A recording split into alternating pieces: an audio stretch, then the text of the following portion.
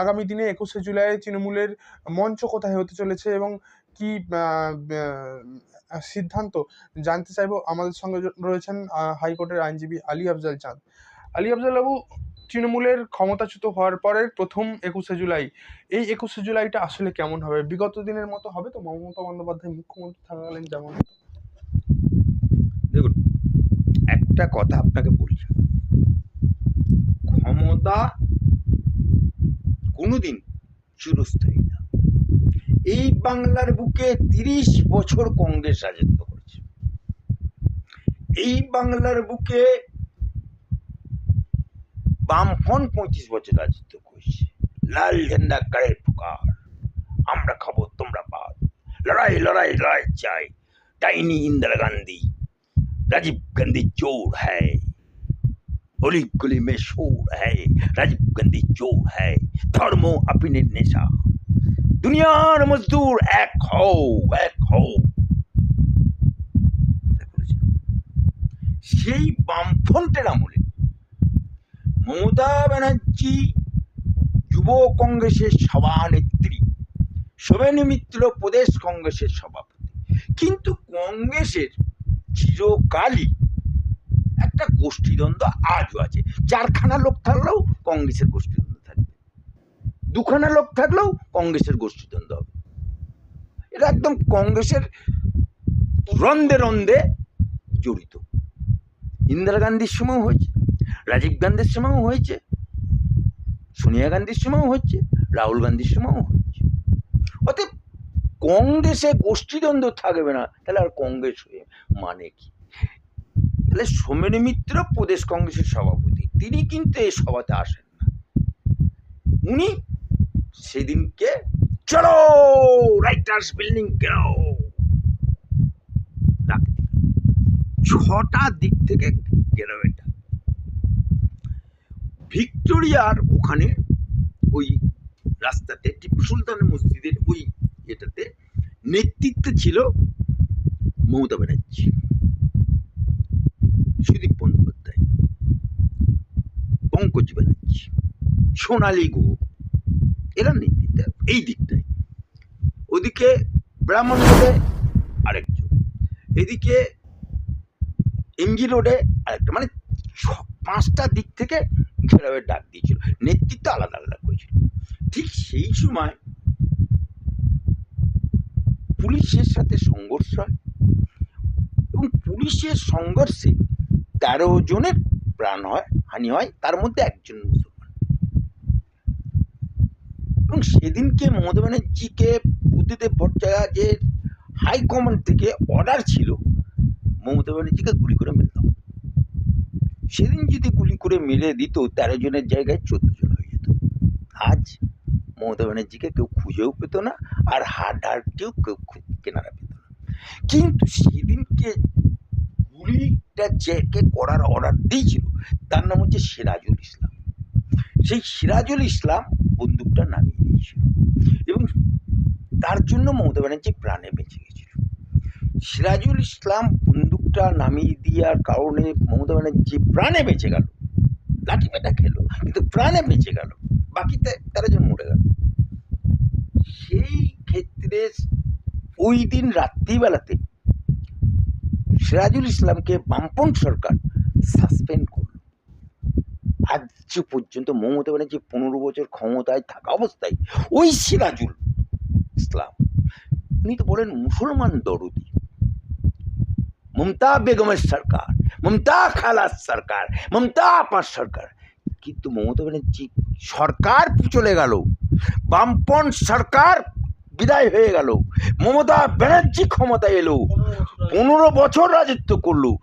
যে ছেলেটা তার জীবন বাঁচালো, যে ছেলেটা তাকে চাকরি খোয়ালো, যে ছেলেটা নিজের বর্দি উতরে দিল, সেই ছেলেটা একবার না দুবার না 7 টাইম বুকে আশা বেঁধেছিল এবারে আমি মমতা ব্যানার্জি যখন ক্ষমতায় এসছে আমি চাকরিটা ঘুরে পাবো। কিন্তু মমতা ব্যানার্জি এত নিমক খারাপ, এত বেঈমান, যে পাত খায় সে পাত ফুটো করে, সেই মমতা ব্যানার্জি। সিরাজুলের চাকরি ঘুরে দেয়নি এই মমতা ব্যানার্জি। কংগ্রেসকে টুকরো করেছে, কংগ্রেসের সাথে গাদ্দারি করে তৃণমূল কংগ্রেস করেছে। আবার তৃণমূল কংগ্রেস সিম্বলটা পেয়েছে বিজেপির, অটল বিহারী বাজপেয়ীর লেবারম থেকে। বিজেপির সাথেও গাদ্দারি করেছে, সিরাজুলের সাথে গাদ্দারি করেছে, কংগ্রেসের সাথে গাদ্দারি করেছে, বিজেপির সাথে গাদ্দারি করেছে। আর 21শে জুলাইটা হাইজ্যাক করে কংগ্রেসের ছিনিয়ে নিয়ে উনি ওটাকে চালু করে দিল 21শে জুলাই। খুঁটে পড়ে গোবর হাসি। কংগ্রেসের 21শে জুলাই তুমি হাইজ্যাক করেছিলে, আজকে তোমার দলের 21শে জুলাই আবার কংগ্রেস ফিরে পাবে, তুমি বিলীন হয়ে যাবে। ইসকা নাম সরকার, ইসকা নাম জৈসা কর্ম ऐसा ফল। পাপ কোনোদিন বাপকে ছাড়ে না, পরের মাকে কোনোদিন মা বলা যায় না। তো আফজালবাবু, এখানে মঞ্চ যেখানে বিগত দিনে দেখা গেছে যে প্রতি বছর কার্যত বলা চলে একই জায়গায়, যেমন ভিক্টোরিয়া হাউসের যেই ঘটনাস্থল, সেই ঘটনাস্থলে রাস্তা অবরোধ করে পুরো বলতে গেলে কলকাতাকে স্তব্ধ করে দিয়ে মমতা বন্দ্যোপাধ্যায় মুখ্যমন্ত্রী থাকাকালীন তার নেতৃত্বে এখানে শহীদ দিবস পালন করেছেন। এবারে কি পটভূমি হতে চলেছে? দেখুন, শহীদ দিবস নামে হতো, আসলে শহীদের, আমি বলছি মেদিনীপুরে যে ছেলেটা মারা গেছিল তার মা থেকে শুরু করে যারা শহীদ ছিল তারা মঞ্চে স্থানই পেত না। সেই মঞ্চ আলো করে, সেই মঞ্চ আলো করে নায়ক নায়িকা, সেখানে অদিতি মুন্সি, সেখানে চুপকে চুপকে जू गूंज देगा उसके दादा को नारा होगा, ममता भी दीदी को नारा होगा। এদেরই মঞ্চ আলো হতো। কিন্তু 21শে জুলাই ডিম ভাতের 21শে জুলাই, 21শে জুলাই হাওড়া ব্রিজ দেখানোর 21শে জুলাই, 21শে জুলাই চিড়িয়াখানা দেখার 21শে জুলাই। তাই এবারে 21শে জুলাই যাদের 21শে জুলাই, কংগ্রেসের 21শে জুলাই, তারা পালন করবে মমতা বাবুর হাইজ্যাক করা 21শে জুলাই। ইস বার বাংলা মে নেই হোগা, নেই হোগা, নেই। আফজালবাবু, যে লাখ লাখ মানুষ 21শে জুলাইয়ে অংশগ্রহণ করতে আসছে, বারবার তৃণমূল দেখিয়েছে, অত যে মানুষ আসতো, তাহলে কি কোথাও ভাড়া করে আনা হতো সেই সব মানুষদের জেলা থেকে জেলায়? দেখুন, গ্রাম বাংলার এখনো আপনাকে বলছি, সিপিএম মিছিল করতো, তখনও ভাড়া করে আনতো হাওড়া ব্রিজ দেখাবো বলে, চিড়িয়াখানা দেখাবো বলে। আর ক্ষমতায় আসার পর মমতা ব্যানার্জিও ডিম ভাত খাওয়াবো বলে, লোক দেখিয়ে 400 টাকা রোজ দেবো বলে। আপনি দমদমে যান না, কলরি লোক নেবেন, 10 লরি কন্ট্রাক্টের লোক বসে আছে, 10 লরি লোক দেবো, এত টাকা নেবো, এরকম লোক ভাড়া করে নিয়ে চলে আসতো।